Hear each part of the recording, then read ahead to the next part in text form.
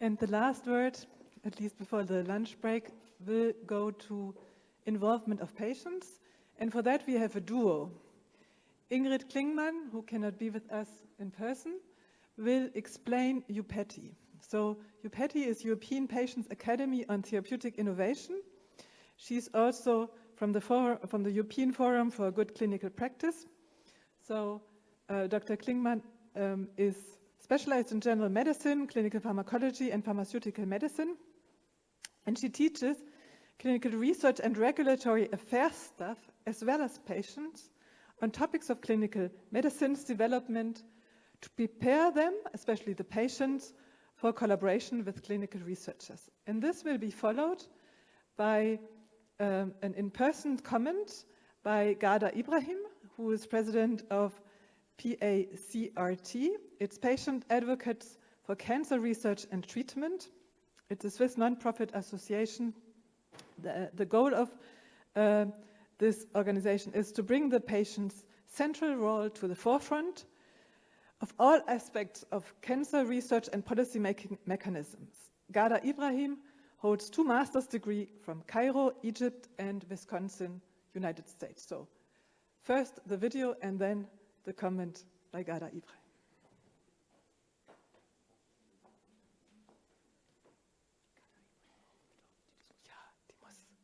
Dear Professor Elger, ladies and gentlemen, thank you very much for the kind invitation to share my thoughts about collaboration between academia and patient and the public involvement and the EUPATI project. My name is Ingrid Klingmann. I'm chairman of EFGCP, and I have been involved in the EUPATI project from its very early planning all through the implementation, and therefore this is a joint presentation of EFGCP and EUPATI.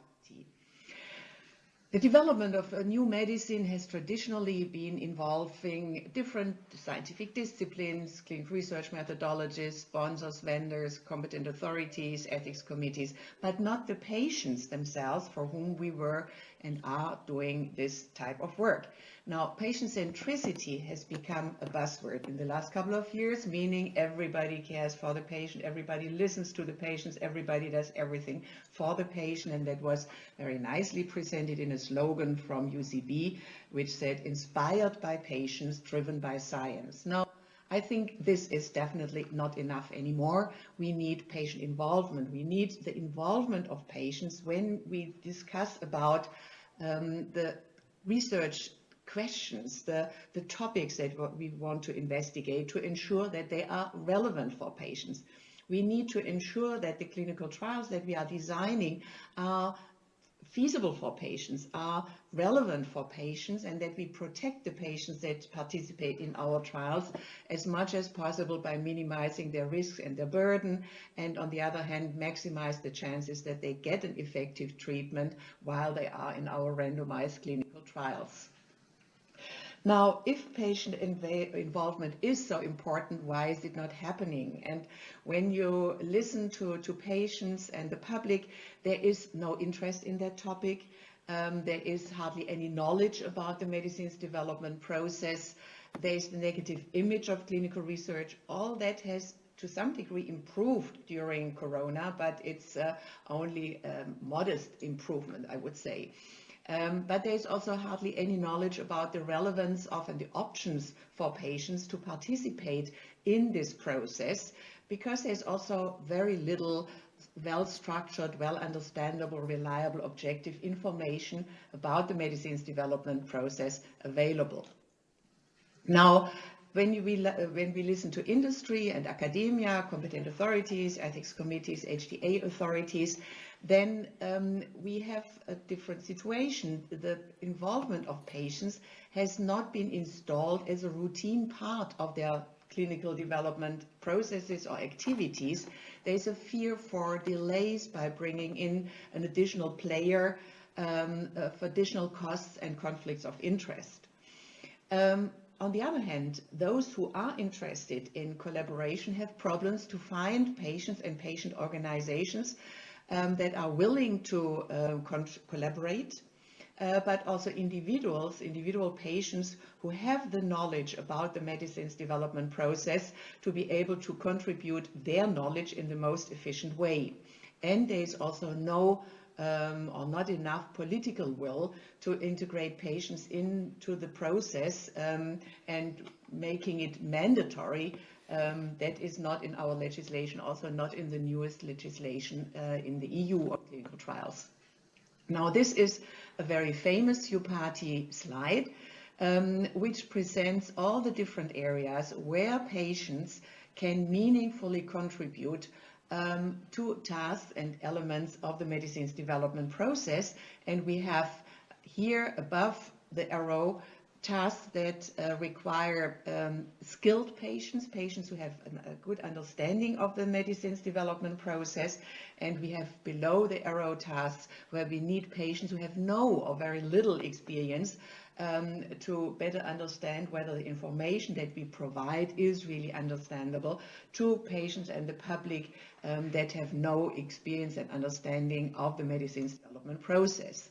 There is also a recent example of a new guidance on the new requirements to develop and disseminate lay summaries of clinical trial results in this new guidance that you can find in EUTRALEX Volume 10, so it's a commission guideline.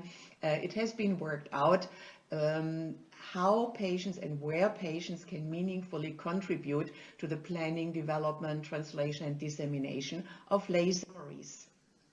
Now, altogether, patients have a key role in all aspects of health-related research, but we have too few people, too few patients who can provide that knowledge, who can work with us in all these different activities.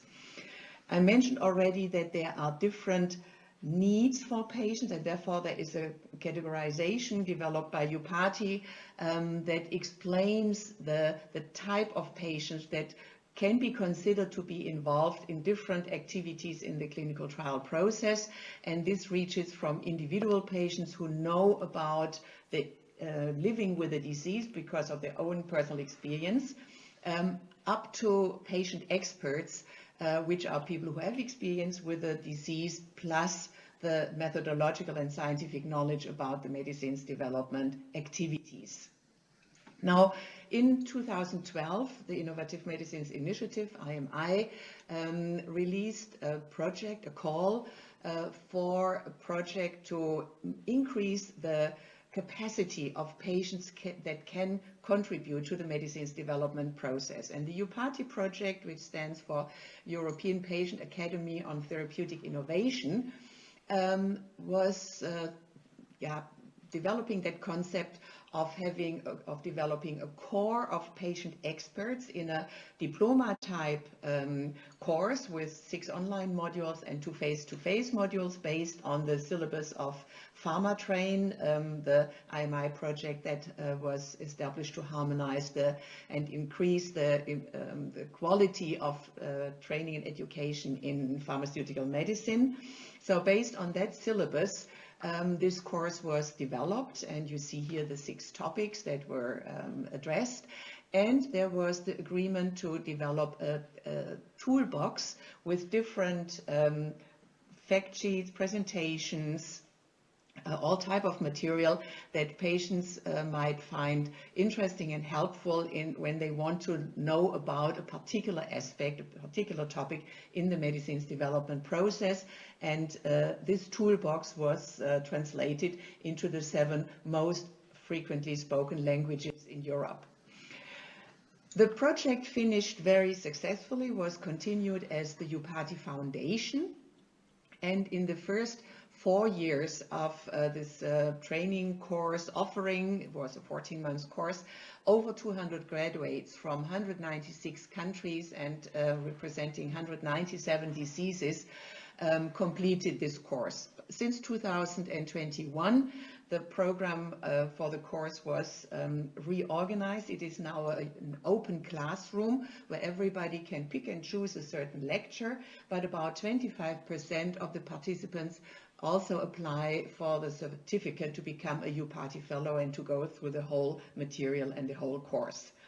We have seen over the years that EUPATI fellows and trainees got more and more involved in a meaningful, very meaningful way in R&D projects with regulators, ethics committees, in academic research projects and in industry developments.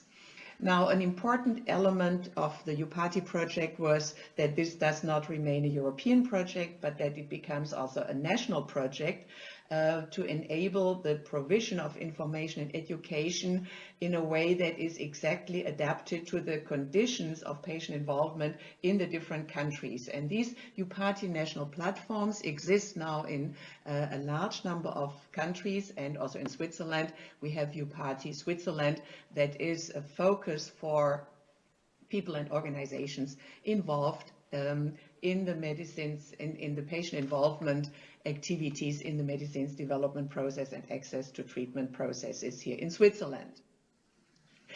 The toolbox is now translated into altogether 13 languages, including Japanese, and it is used by over 5 million users from more than 200 countries.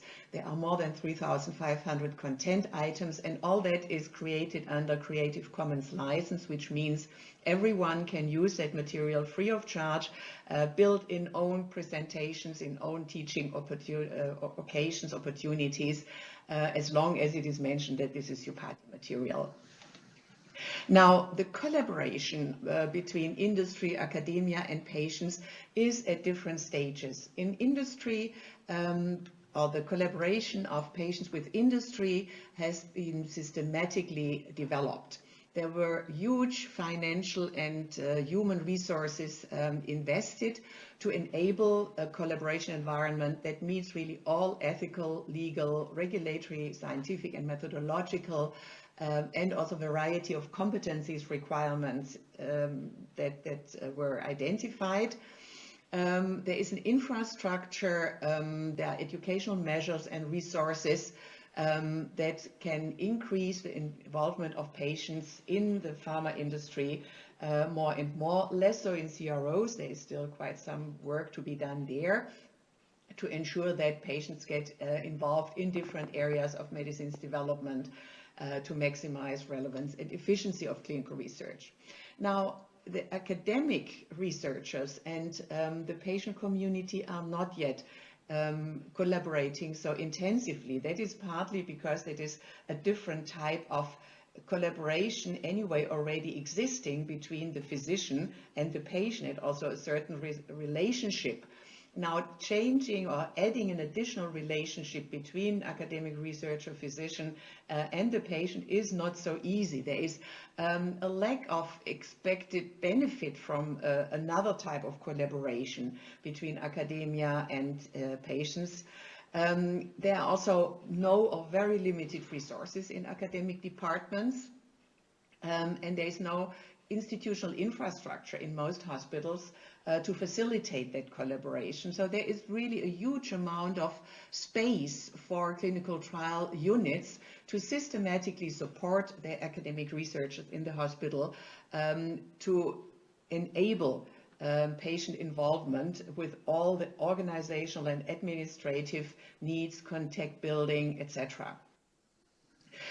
But beside this type of collaboration, the more traditional type of collaboration, academia has a huge opportunity to cover a completely different area of needs. And this is the fact that there is, when we do patient involvement, there is quite a bit of criticism about the representativeness or the lack of representativeness when an individual patient gets invited to the table.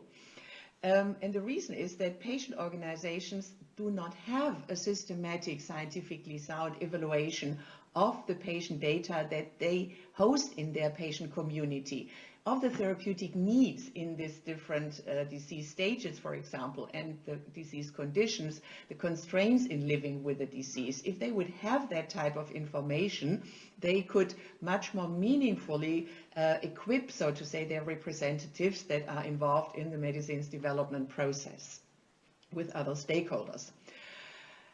Patient organizations would really benefit from the scientific and methodological know-how that is available in academia on how to perform quantitative and qualitative research to substantiate their contributions to clinical research and also improve their chances to stimulate patient-relevant treatment development. On the other hand, academia is always in need for relevant research topics and access to data. The data are there. And patient organizations are much more reluctant or more interested in collaborating with academia than with industry. So the door is open here. It's a matter of enabling this type of collaboration in a systematic and meaningful way. And you don't need to start from scratch. There are a lot of different guidances and documents that can help you to establish this on the 5 C's of patient involvement, like competencies, contracts, compliance, conflict of interest, and compensation. There are the EUPATI guidances on patient engagement with industry, HTA bodies, regulatory authorities, and ethics committees. And there is the whole big paradigm patient engagement toolbox. It was another IMI project that established a large variety of different guidances, checklists, and other tools to help with the planning of patient engagement, conducting and reporting and evaluating patient engagement activities. So I hope I could provide you with a couple of ideas on how to improve the collaboration between academia and patients in a meaningful, systematic and structured way, and thank you for your attention.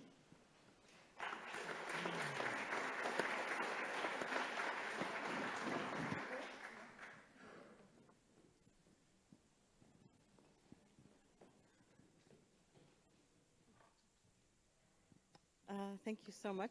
Is this all right? Is everyone, yeah? So thank you for having patient representation. I'm going to just use one of the words that Dr. Klingman used, which is patient.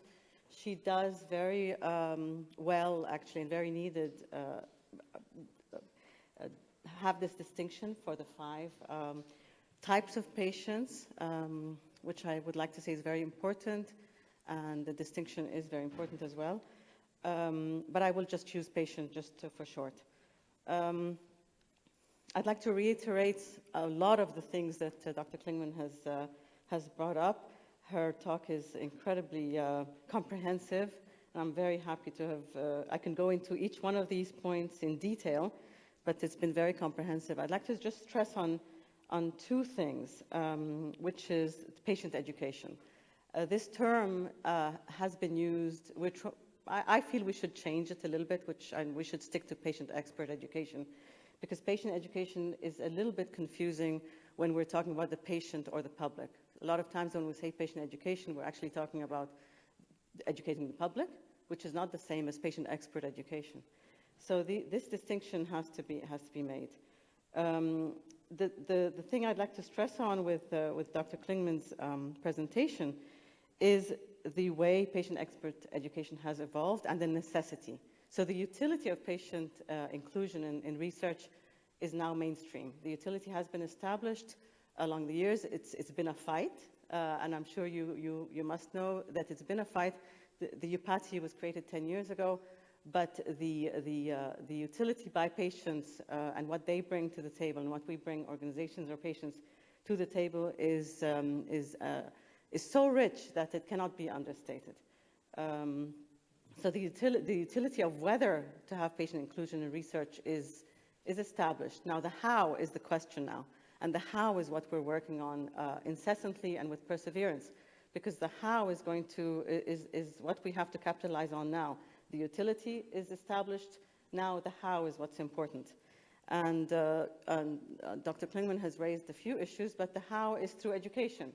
When you're sitting around the round table that we so often visualize in our heads, the round table has all these very important stakeholders at the table, and each one brings an incredible wealth of expertise around the table. It's just the patient that wasn't bringing it in a systematic and routine way. So the patient was being brought in, but now it needs to be the worthy peer, one-to-one partner around this table. And the way to do this is like everybody else sitting on the table, is through education. I'm part of the EUPATI Swiss group, a Swiss platform, so I'm biased a little bit, but I do see the evolution. I've been a member of Swiss EUPATI, for example, for the last 7-8 years, nearly from the beginning. So the evolution I've seen, probably month to month, the evolution has been exponential, actually, and also because the utility is quite clear. So definitely number one is patient expert education. And the other thing that I would like to raise and reiterate in the talk is the mandates, the government mandates, the health policy makers. This is something that maybe needs to be discussed a little bit more in the how to integrate patients on legislation. So if anything, I'm to maybe stress upon today is the importance of again, a routine, systematic inclusion of patients and patient representation, patient advocacy on an integrated policy approach. This we haven't done yet. Maybe this is what we're going to be doing in the next few years, stressing upon and trying to see this integration come through. Again, if you're going to talk about peer presence around the stakeholder matrix, then we're going to have to fulfill some criteria, one of which is going to be patient expert education. And I really like the slide, of course, that is, again, like Dr. Klingman says, is a very important slide that we use in EUPATI quite a lot, is the definition of where to include what type of patient inclusion in research. So this has to be defined and is being currently defined very well. Mandates are happening in Switzerland. So, for example, if I am to say that the Swiss National Fund will not accept, for example, funding of investigator-initiated clinical trials without patient inclusion, you know, this for us is a milestone, and it's an amazing step, and I commend the Swiss National Fund for this. I would like to see it happen across the care continuum and the healthcare landscape. The one thing that maybe I would like to add to Dr. Klingman's presentation is, and she did refer to it a few times, which is how do we measure the impact of patient inclusion? And this is very important because we say we want to have that, but we don't know how to measure it. Are there metrics that are being developed for measuring the impact, the positive or negative, for patient inclusion? So metrics are being developed, and I'm excited to see how we're going to develop it here in Switzerland. It is being developed elsewhere, so I think the paradigm that was mentioned as well, the IMI initiative for metrics is going to be very important in the near future and to be developed and integrated here within the Swiss context. The other thing that I would like to add, maybe that wasn't referred to in the talk, was health literacy. And I don't want to take much more of this, but I'm trying to rush through things. But health literacy within a community and within the public. We now talk about patient-public inclusion, but we always refer to patient inclusion mostly, and then we kind of leave aside the public. Sensitizing the public is of incredible importance, especially here in Switzerland with our type of legislation and with our political arena. So I think health literacy is very important to address now, where patient and the public are to be included, and so health literacy should be on the agenda for our health policy makers as well. I could talk forever, but maybe I have to end now. But so these are the 4 measures that I would like to talk about: is the government mandates, patient expert education, health literacy, and of course the development of metrics for measuring this integration in health policy. Thank you.